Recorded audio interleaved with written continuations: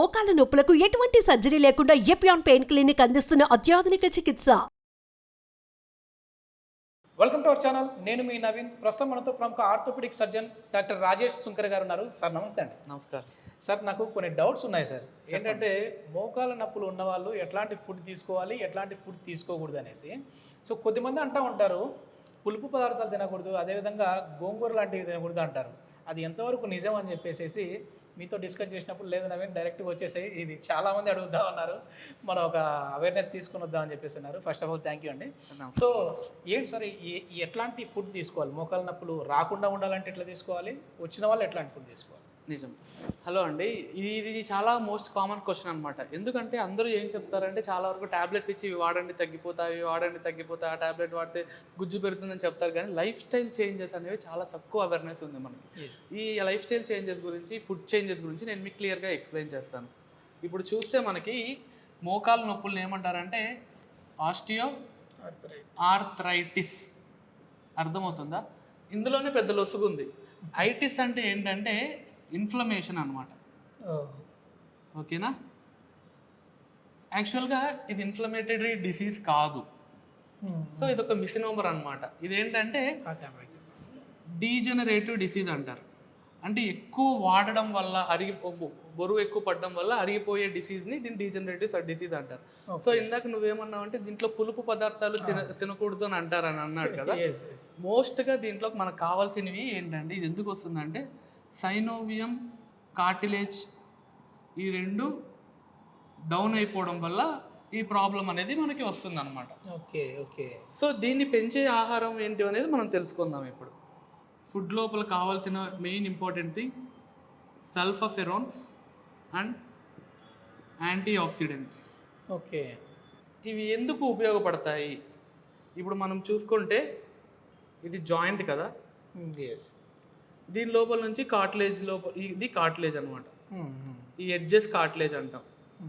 ఓకేనా? సో దీని నుంచి ఇవి బయటకు వస్తాయి అనమాట, ఫ్లూయిడ్స్. ఇది మనకి కావాల్సిన సైనోవియల్ ఫ్లూయిడ్ అనేది బయటకు వస్తుంది. సో ఇది బయటికి రావడానికి ఉపయోగపడేది ఏంటంటే ఈ సల్ఫోఫెరాన్స్ అనేవి మనకి హెల్ప్ చేస్తాయి అన్నమాట. Okay okay. అర్థమవుతుందా? ఇవి ఎందులో ఉంటాయి సార్ రిచ్? ఈ ఫుడ్. నెక్స్ట్ ఫుడ్లో ఇది ఫుడ్ దేంట్లో ఎక్కువ ఉంటుందంటే ఒకటి క్యాబేజ్, ఓకే, ఇంకోటి బ్రొకోలీ. ఇవి దీంట్లో చాలా రిచ్గా ఉంటాయి మనకి. ఓకేనా? నెక్స్ట్ ఇప్పుడు ఇంకోటి ఏంటంటే ఆటోమేటిక్గా మనం నడుస్తుంటాం, తిరుగుతుంటాం, పరిగెడుతున్నాం. సో ఇప్పుడు ఏ మనిషికైనా కానీ లోపల మైక్రోస్పెక్స్ అనేవి జరుగుతాయి, నానోస్పెక్స్ అంటాం. అంటే ఏంటంటే చిన్న చిన్న డ్యామేజ్లు జరుగుతాయి. కింద పడుతున్నప్పుడు, లెగుస్తున్నప్పుడు చిన్న చిన్న డ్యామేజ్లు జరుగుతాయి. సో దీనికి ఏంటి, మనం ఏమన్నా మందులు వాడతామా? వాడం. ఆటోమేటిక్గా హీల్ అయిపోతుంది. ఎలా హీల్ అయిపోతాయి అంటే because of these antioxidants అనమాట. ఓకేనా? ఈ యాంటీ ఆక్సిడెంట్స్ అనేవి వీటికి ఆటోమేటిక్ హీలింగ్ కెపాసిటీని మన బాడీకి ఇస్తాయి. సో ఆ యాంటీ ఆక్సిడెంట్స్ దేంట్లో ఉంటాయి? ఫ్రూట్స్లో అయితే వైటమిన్ సి రిచ్ ఫ్రూట్స్. అంటే ఏంటి? పులుపు పదార్థాలు. అర్థమవుతుందా? పులుపు తినాలి. లెమన్, ఆమ్లా, ఆరెంజ్ ఇవన్నీ పులుపు పదార్థాలు. బెర్రీస్ ఇవన్నీ అందుకు సంబంధించి. సో అవి తినాలి.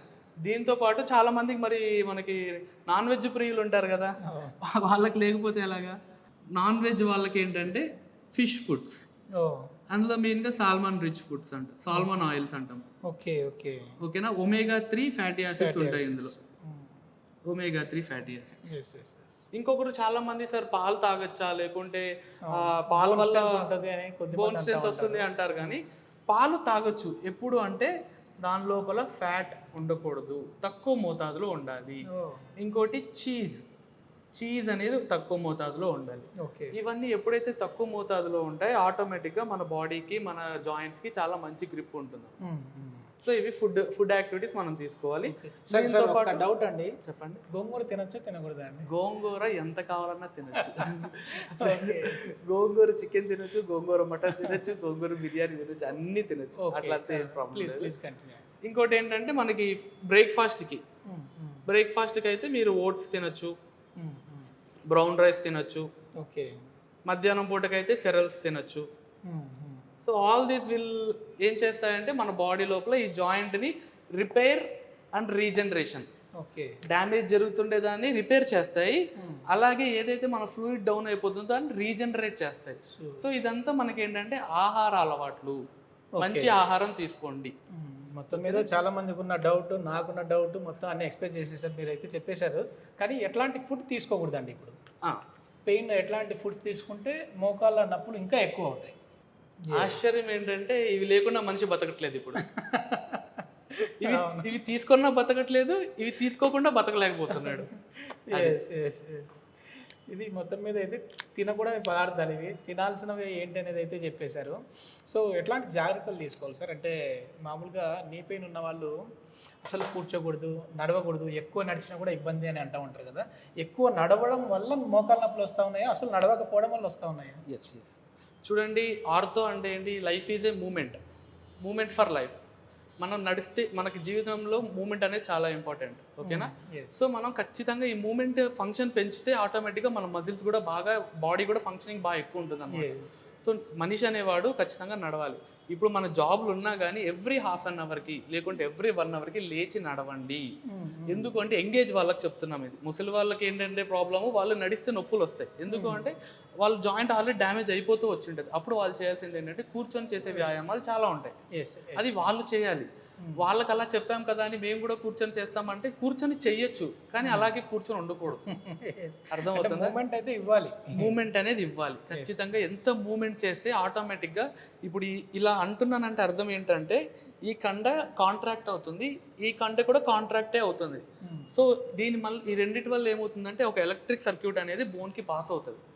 ఈ ఎలక్ట్రిక్ సర్క్యూట్ అనేది బోన్కి పాస్ అవడం వల్ల ఏమవుతుందంటే లోపల మనకి ఆటోమేటిక్గా బ్రెయిన్కి స్టిమ్యులస్ వెళ్తుంది. దానికి అక్కడ ఎముకలు వీక్ అయితే గట్టిపరచాలి, లేకుంటే డ్యామేజ్ అయితే దాన్ని హీల్ చేయాలి.